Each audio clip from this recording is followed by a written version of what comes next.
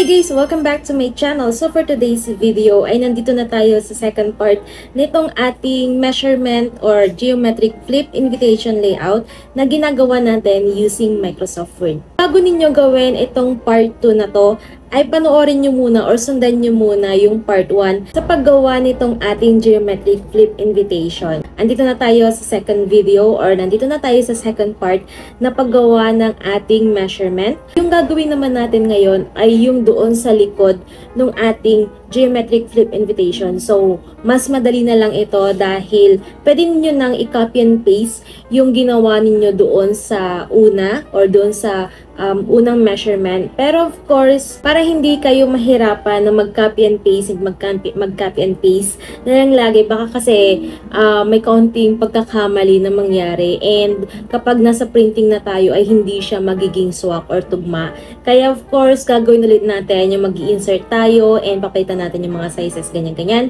So, sundan nyo na lang yung kailangan natin gawin dito. At of course, ipapakita ko naman sa inyo kung ano yung mga kailangan natin na ilagay dito sa ating measurement. I-prepare nyo na lang ulit yung inyong Microsoft Word and sundan nyo na yung gagawin nating video. Dito tayo ngayon sa aking screen and of course, kailangan lang ulit nating palitan yung ating paper size. But before that, gusto ko nga pala na sabihin muna sa inyo na itong measurement na pinapakita ko sa inyo or yung measurement na binibigay ko sa inyo ay sarili kong measurement. So, wala po akong pinagbasehan. Basta, chinek ko na lang yung mga geometric flip invitation na nakikita ko. So, medyo binasi ko na lang siya sa 5R size, pero medyo mali lang siya ng konti dahil hindi siya magkakasya kapag i-flip na natin yung sa kabilang side ng ating flip invitation. So, ayan, sundan nyo na kung ano yung kailangan natin gawin dito. So, papalitan natin ito ng A4 size. Punta lang tayo dito sa layout, size, and of course, yung A4 size. And then, yung orientation ay landscape. So, ang next na gagawin naman natin, punta tayo ng insert, shapes, and kunin natin yung box. I-drag natin dito. So, palakin ko lang ng konti itong aking paper. Ayan. Next naman ay dito sa height. Papalitan natin to ng 0.5. And then, sa width naman ay palitan natin ng 11.7. And then, enter. Next naman sa shape fill ay no fill. And dito naman sa outline ay yung lagi kong ginagamit na light gray.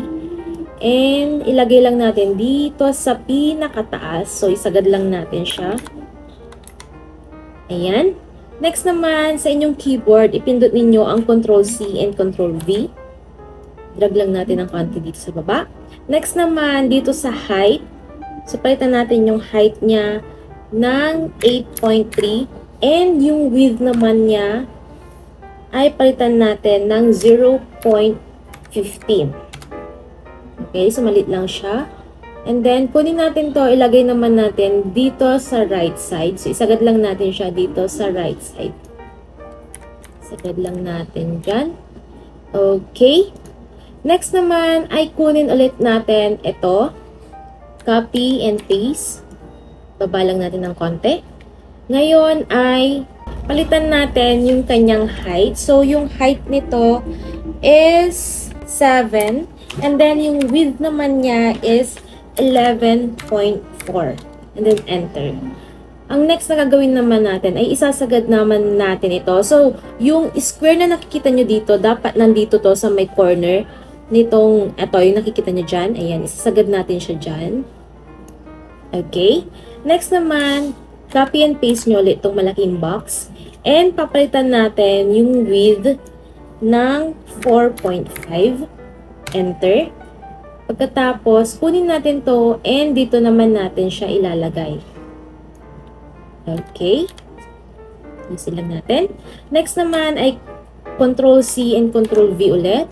And ilagay natin siya dito sa bandang gitna. Okay. And ang gagawin ulit natin ay pupunta tayo dito sa insert, shapes, and kunin natin yung hexagon. Drag lang natin. And then sa height, palitan natin yung height niya into 3 and yung width niya into 3.5. And then enter. Punta tayo ng shape fill, no fill. Of course, yung ating outline na light gray. Pagkatapos ay iikot lang natin ito ng 90 degrees. And ibaba lang natin ng konti. Ngayon naman, yung pinakamahaba na nilagay natin doon sa pinakataas, i-control C and control V nyo lang ulit yan. Magiging guide lang natin yan. So, ilagay naman natin siya dito sa baba nung pinagkopyahan natin. And then, itong ating hexagon, ilagay naman natin dito. Ayan. So, parang magiging kalahati na lang siya. Basta yung, ayan, ito, yung square dito, ilagay nyo dito sa pinaka-corner.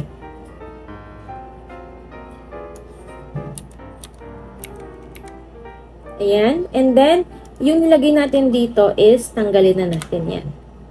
So, ito, ayusin lang natin yung pinanglagay natin ng ating mga paper dito. Para sure tayo na tama yung ating measurement.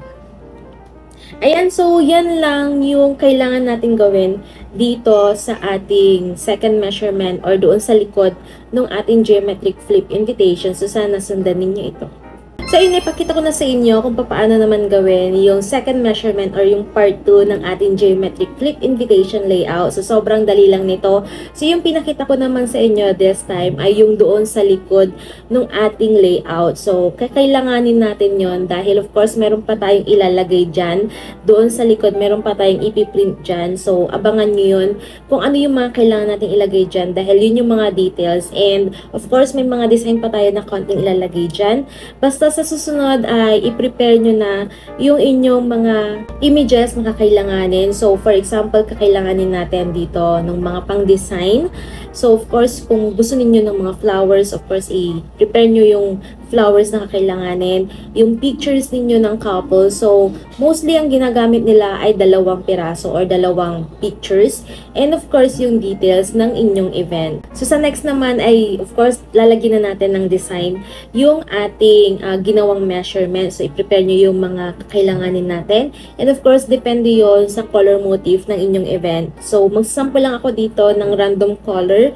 So, yung sa inyo naman, ay prepare ninyo kung ano yung kailangan ninyo or yung color motif ninyo mismo. So, ayan, sana sundan ninyo yung measurement natin ngayon and sana gustuhan ninyo yung ating video. So, kung may mga request and suggestion pa kayo, mag-comment lang kayo dyan sa baba at gagawin natin yan ng video. Again, thank you so much for watching and see you sa aking next video. Don't forget to like and subscribe. Bye!